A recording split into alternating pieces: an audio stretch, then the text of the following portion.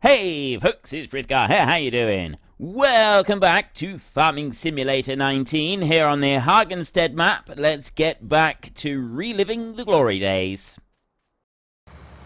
And then you're going to follow the edge of the field over here up to this point. I'm going to do a quick tidy up pass on here because I have no idea what he's trying to do on this bit at the moment. I know what he's doing with this, like the way that they stop and then turn. I do get that. But this bit up here, I'm not really sure what's going on with this. This is just a whole level of strange that I wasn't expecting to see.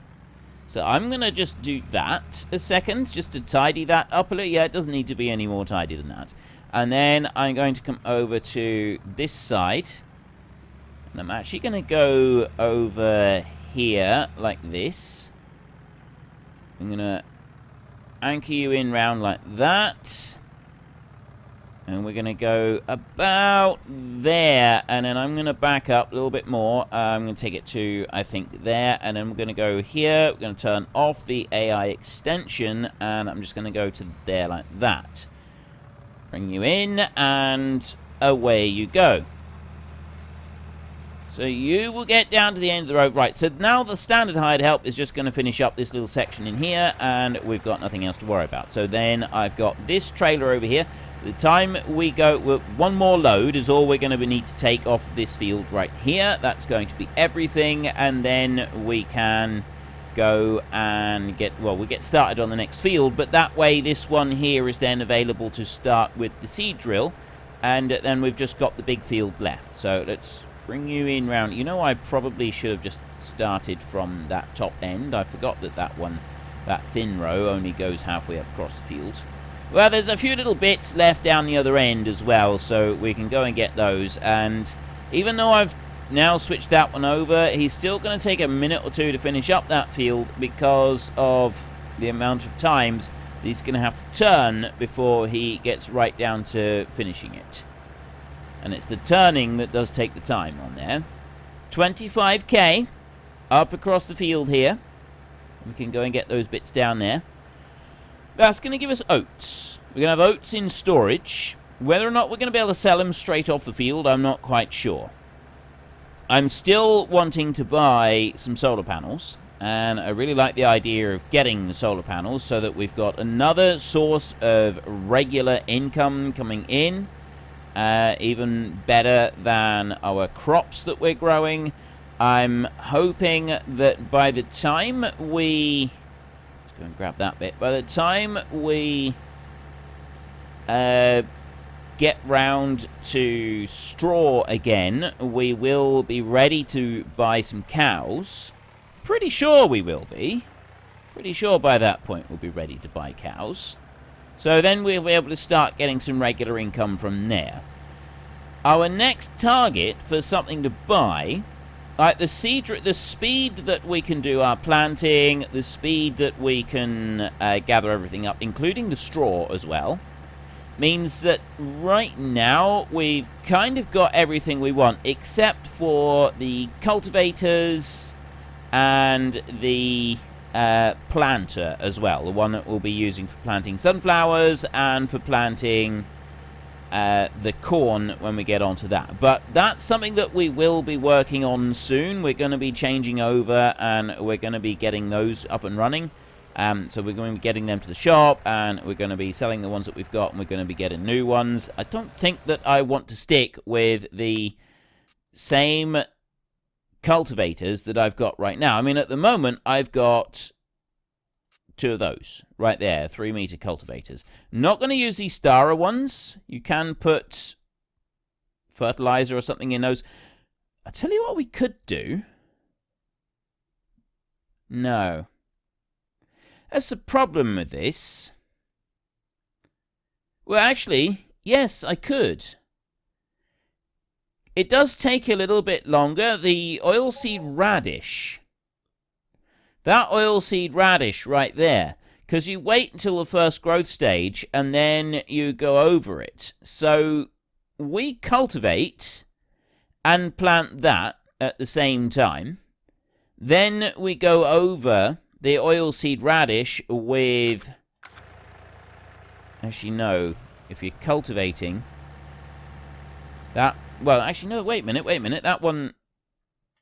That is a cultivator. So, you wouldn't need to do anything else. That just cultivates and puts that straight in. So that would be absolutely fine. That wouldn't be a problem. So you cultivate, you put that straight into the... That puts the oilseed radish straight into the ground. Then we go along afterwards, and we would need to cultivate if we were going to be planting corn, or we would just go straight over with the direct drill. Now, can I do oilseed radish and then direct drill in order to get both rounds of fertilizer? It seems like an awful lot of work to have to go and do that. I don't know. I don't think we will. That seems like it's going to take way too long to go and do it like that using oilseed radish. Like I kind of like the idea of the oilseed radish. It is a good it's an organic approach. So maybe it's something that we could do on the Erlingrat series. But I'm thinking no on this one. I don't think we'll do that because that's going to take even longer than having to just stick normal fertilizer down, so we won't do that. As soon as we finish this bit up, though, we will have a look at the other cultivators and see which one we want to get, because we're going to want something a little bit more than the two small cultivators that we've got right now. We're going to need something a little bit more than that, and I just needed the tiny little bit in there to finish loading that one up.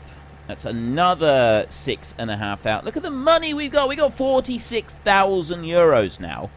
We had, what, 13,000 earlier on, and yeah, so we had less than 10,000 to start off with. We had less than 10,000, and now we've got like 46,000. I don't know what we actually started with, because it's a new recording session since I first started doing any of the gathering of the straw, so I'm not quite sure what the numbers are. I don't want you. It was you I wanted to have a look at. And we're just going to stick with this one a second.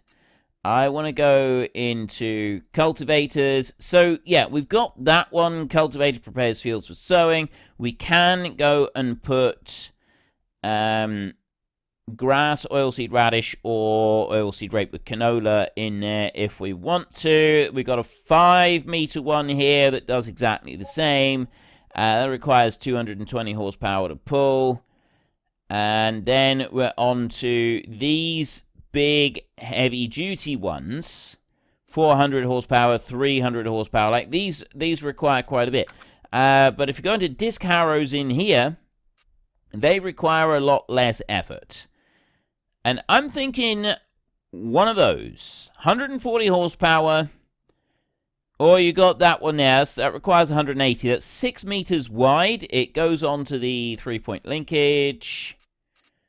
What have I got under mods? I got the Alpine Farming one right there. That's 3. That one there is really wide. I use that on the Estancia series, but I don't really like that one.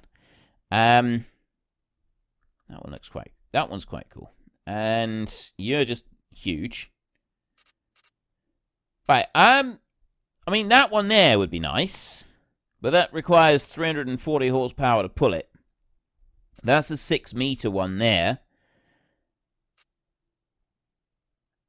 Right, they're both 6-meter ones. That's mounted on a 3-point linkage, whereas that one is trailed. Right there. This one, cultivator, additionally this machine. Oh, that one can be hooked up with some of the Kuhn other stuff, and then we can do the planting if we want to. I'm not going to do that. So it would be this one here. This one can go on the back of the slurry spreader as well. The liquid manure spreader can be put. This one can go on the back of it. That's what's quite good about that one. Or we've got this bad boy over here. I'm kind of thinking that we go with that one. It's not all that expensive, and we'll be able to put a couple of, like this tractor right here. We have no trouble pulling that one whatsoever. So it would be a good fit, I think, for what we've got here. And it would be an upgrade from those little tiny cultivators that we've got parked in the shed. And plus then we'd also be able to get the higher speed on them. And with a disc culter, With a disc cultivator like that, going fast across the field, that's fine. Like you can get some fair old speed out of the disc ones. Like you can really go at a decent speed, and for a lot of it, the speed is actually an advantage. Like if you can get a really good speed going with the disc cultivator, it does generally do a better job than if you're not going particularly fast. Now, let's bring you round here. I should only need to do one pass on the other end, but I might not. I might end up having to do more than one pass on the other end with this in order to make it go on there properly. All right, I'm going to bring you over like that. I'm going to put that one about there, I think. Bring you in. Off you go. Now, are you going to actually plant everything properly? I think it will. There is a slight bit just up there that is a little bit suspect. Possibly we could have designed the field a little bit better, or we could have done a slightly better job of. I think though I did that before I bought the edge of the field, before I bought all of the outside edges, and just sort of said, you know, it'd be better if we do it like this. So yeah, it's a little bits right there that are a little bit rough, but we went through it without any problems. So now we bring you up here, and that right there is a little bit bouncy. One pass along here should be enough as well. It's not like it's gonna change. Like I think it'll be fine. Like we do go up onto the stone up there a little bit if we don't quite get everything right on here, but it should still be okay. I don't think there's going to be any major hiccups with it. So if I rush you out over to this end like that, then I can turn you, get you in onto this piece right here, and it should go whizzing down the side of the field right here. It's actually quite difficult to reverse these. Right. It's how wide they are. They make it a little bit more tricky to reverse. It shouldn't be, in theory, but it is. Also, the fact it's got a really short base on it. Like, there is a very short distance between the hitch and the wheels, the pivot points. So that always makes it a little bit more tricky. Okay, I'm going to leave you to go in there, and I'm going to just check on you. You've got a little bit to go yet. That means we can go back over and get back to gathering up straw and selling it. So we're over 50 grand right now, and it's going to keep climbing. I know that the money is ticking down because of the hired help working, but that is as intended. You know, with the hired help is buying the stuff.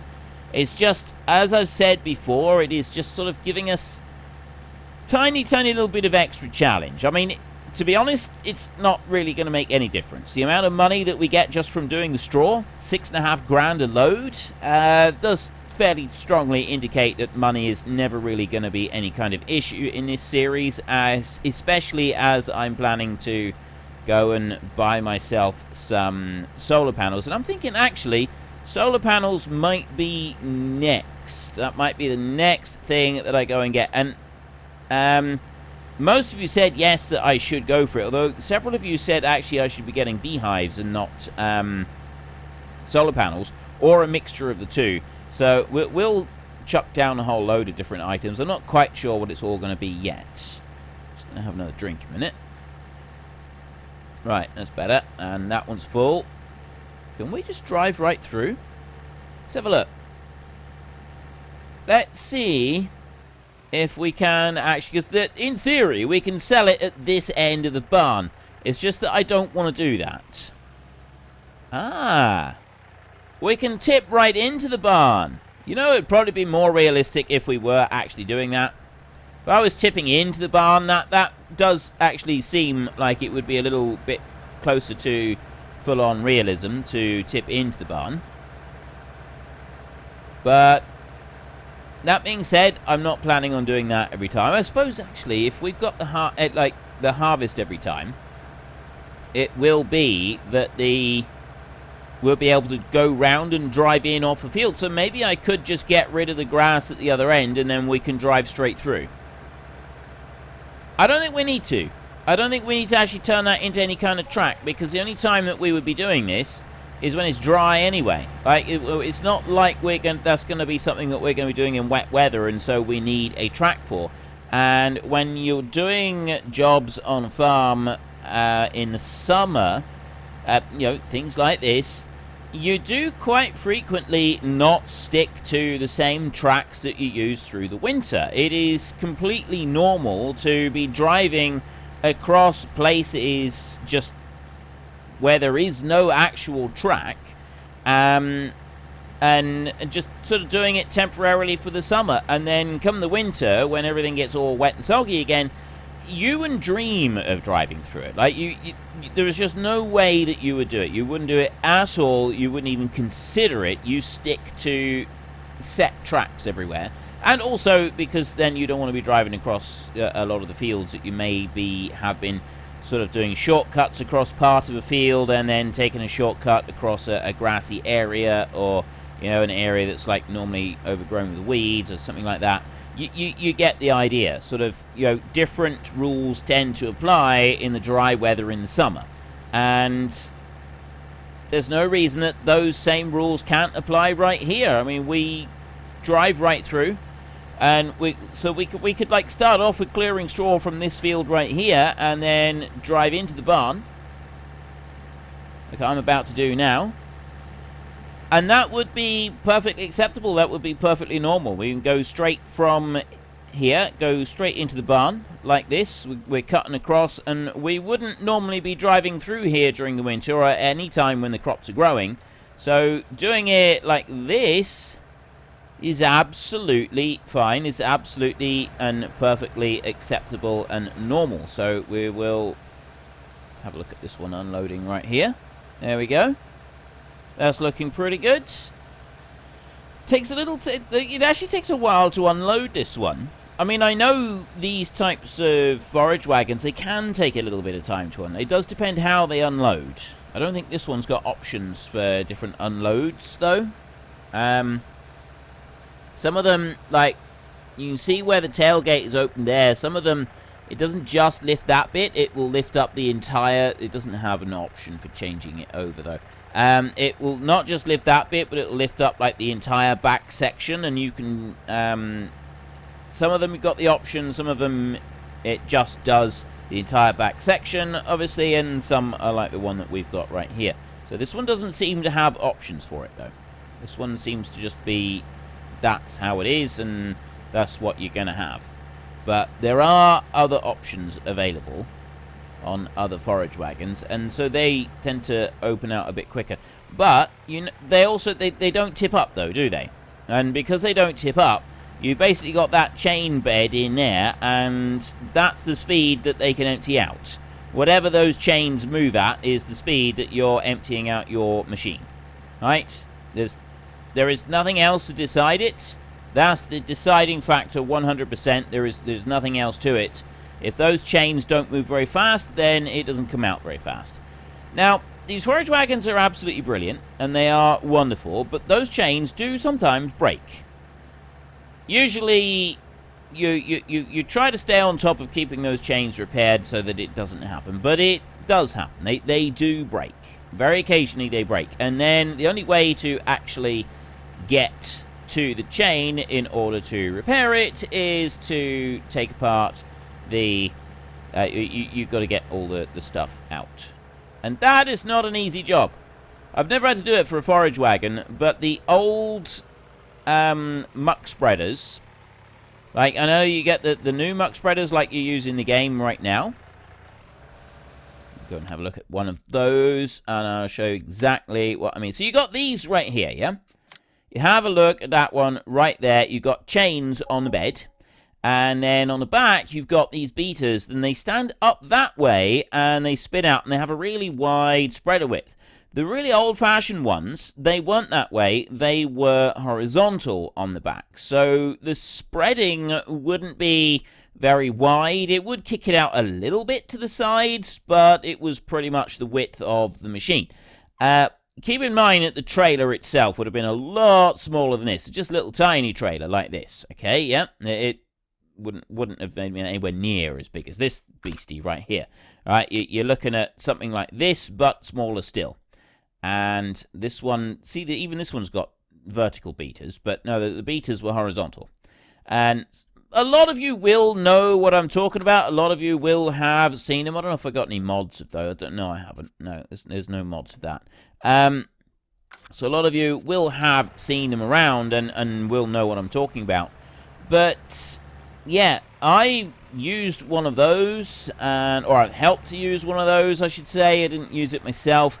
But the old ones of them, right, you tended to keep using them until the chains started to break. And even then, a lot of farms, when you were regularly using those, didn't really have the money to be regularly replacing chains. So you just kind of did your muck spreading on hope and a prayer, and just kind of hoped that you didn't have too much in the way of breakdowns, and the chain didn't break too often. If the chain started to break on a daily basis, then you'd have to seriously consider buying a new chain. But if it was only every 3 or 4 days, the amount of time that it would take to get the trailer, because, you know, it didn't usually happen when the thing was completely full. I mean, it did sometimes. Sometimes it would happen when it started up, and then you just hope that the chain broke in a way that you could fix it without having to shovel everything out. Usually that you weren't so lucky though. So you'd then have to shovel everything out. You would have to get your pitchfork, climb into the trailer, and fork out all of the dung that was in the trailer, and then mend chain, and then fork the stuff all back in again. Although usually you'd be able to use, you know, you might be able to get away with using a tractor, it depending on where and how you'd done it. But yeah, I'd done that before, and I have actually participated in the retrieval of... Now, why did you go all the way over there? I don't want you to do that. I want you to go back here, start there, and then carry on through, right? So that you get out to the corner of the field. I don't think that that is an unreasonable request. Now, this one here, I'm actually going to let him do 2, possibly even 3 passes along this end, so that it does do it well. And I'm going to go there as well, like that, and I'm going to manually go right up to that tree there, and then I'm going to... So yeah, I'm going to do 3 passes. So we'll turn around here, and then we'll go back through, and we'll let him do this one down that way, and then he'll turn around and come back again, and that should give us enough on this end of the field. He's going to do it again, isn't he? Yes, he is. He's leaving a little tiny bit. Don't leave bits. Alright, don't leave bits. That's no good. That's not helpful. Yeah, shoveling out the all of the dung out of the muck spreader. Been there and done that. So those bed chains, they can be good, and so long as you maintain them, they're all right. But the little old muck spreaders like that, it tended to be that you would be less concerned about maintaining them 100% than you possibly would with a forage wagon like we've got there, or a bigger forage wagon than that even. Because like a really big forage wagon, to be able to unload that one manually, yeah, that's going to take a long time, isn't it? Like, you're going to be there for days trying to shovel that stuff out by hand, whereas a little tiny muck spreader, you could have the whole thing thrown... Like, you get a pitchfork and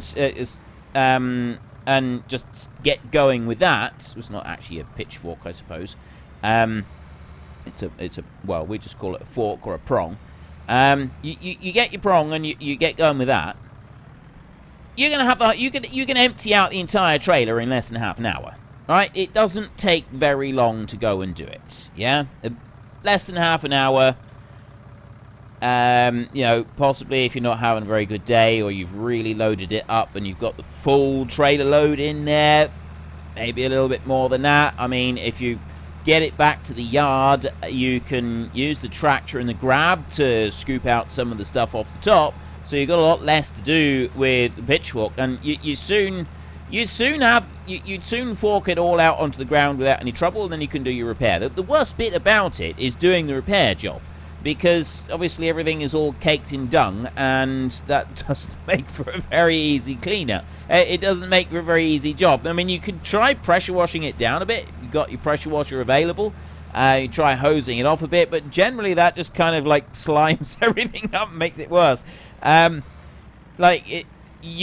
you want to properly clean it so that you can do your repair job on a properly clean bed and everything, you're gonna end up like, it's gonna take longer to do the washing part than it is to actually fork all of the dung out. So usually you just kind of accept that you are going to get absolutely lagged in the stuff and just get to it. Yeah, that's pretty much all you can do, is just accept that this is going to be one of those days where you're going to be up to your elbows in the stuff, and then get on with it. I mean, if you've got a pair of gloves, you can do it. I knew one farmer who would, he'd just fork everything out, and then he would go and get a pair of gloves that he used for calving the cows.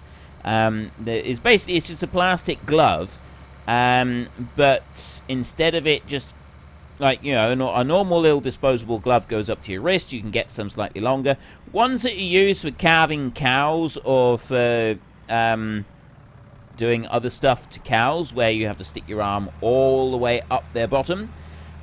You put your entire arm in, and so you have gloves that go right up to your shoulder. It's a disposable plastic glove, and it goes right up to your shoulder.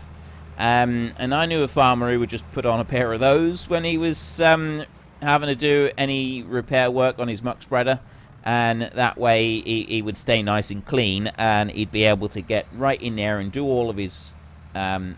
This is what we had last time.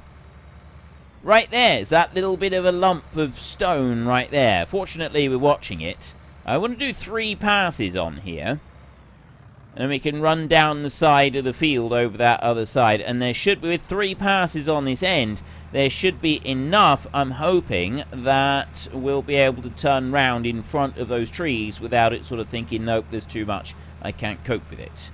So I will start this one out over on this side, and then let it go, and then that tractor over there, that one will come to join this one in a little while, once he finishes that field, and then we're all done. The planting will be finished. But we're getting to the point here where I'm kind of thinking that whilst these direct drills are absolutely fan-schmastic, and I do really, really like them, I'm kind of thinking that maybe, I'm going to just do it like that, there. I'm kind of thinking that maybe we want something a little bit bigger, because even though we are getting through the job quickly, it's still taking a bit of time, and it's going to end up taking even more time now, because, it's going to end up taking even more time, because we're going to be buying more land. And Field 27 was going to be the next one, and then I'm going to go 17, 18, and 19. And after we've bought those, I'm hoping then we'll be ready for buying the cows up over here, and we'll get Field 35. That field, and that field, and that field, and that field there, I used to do those 4 as all grass. Well, unfortunately, folks, that is all we have got time for today. And for those of you wondering, the paid promotion notification that came up at the beginning of the video is because in the description down below, you will find a link to Fanatical. I have an affiliation with them. If you use that link, I will earn a small commission on anything that you choose to purchase. But that is all we have got time for, so if you have enjoyed the episode, then please head down below and give us a like, and if you really enjoyed it, then please tell your friends all about me, get them to come and watch as well, that would be awesome. And until next time, thank you very much for watching, this is Frithgar, goodbye, and see you later.